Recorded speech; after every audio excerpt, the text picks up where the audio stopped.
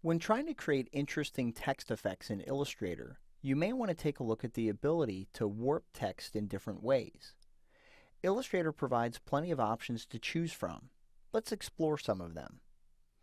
I'm going to go ahead and begin with the warp.ai file already open on my computer.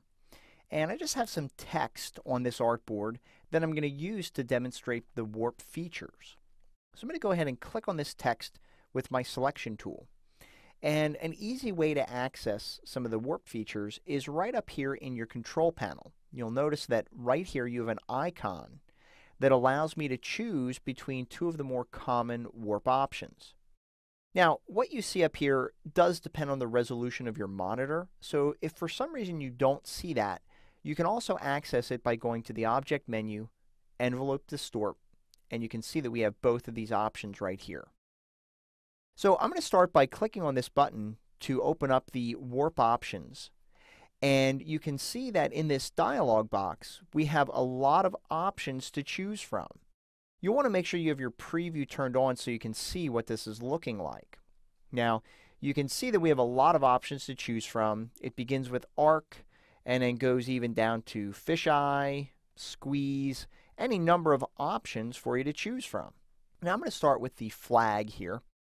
And you can see that regardless of which option you choose here, you can distort it in various ways depending on which option you have chosen. So, for example, we can distort it vertically, depending on the artwork that you have, or I should say the text that you have, or horizontally.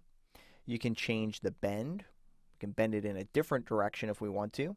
We can even change the distortion if you want more or less distortion in one way or the other. And then when you're happy with this, you can go ahead and click OK.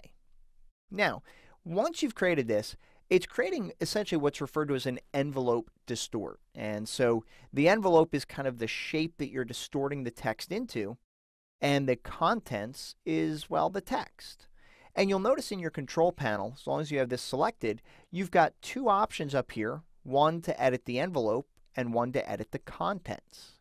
So if, for example, I click on the Edit Contents, now I can actually come down here and double-click to select the text. Maybe I'll just change this text. There we go. And if I go back to my selection tool and double-click to exit out of here, I still have the same look and feel with different content. Now, if I want to go back to the envelope, I just click on this button, and now I'm looking at the envelope itself. You'll notice I can still adjust all of the options up here, and I can even change which envelope is being applied. So you have different effects that can be chosen here. We'll go with a wave or something like that. So I'll just reposition this so we can see this. Now, in addition, you can manually edit the envelope. So for example, if I grab my direct selection tool, I can click on any of these anchor points and adjust it manually. So regardless of what type of look I'm going for, I can edit these. I can use the handles to distort it in various ways. And still have the ability, if I go back to my selection tool and I click on this, have the ability to change the effect as well as the properties.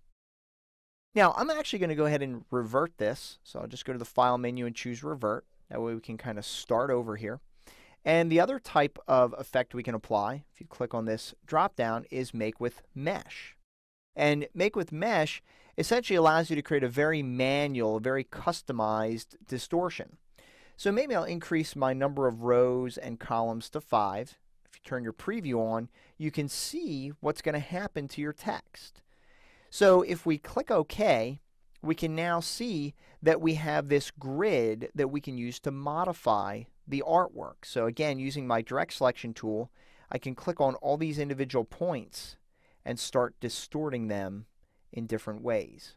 You can have a lot of fun with this and really customize the appearance of your content. So you have a lot of flexibility here.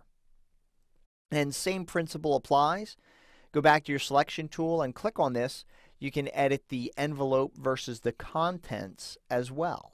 So you can also come up here and click the button to reset the envelope shape, and you can start over.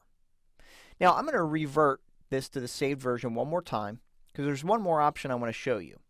I'm going to go ahead and grab my star tool, and I'm just going to go ahead and click and drag to draw a star on top of this text. And that looks pretty good. Now, what I'm going to do is I'm going to select both the text and the shape.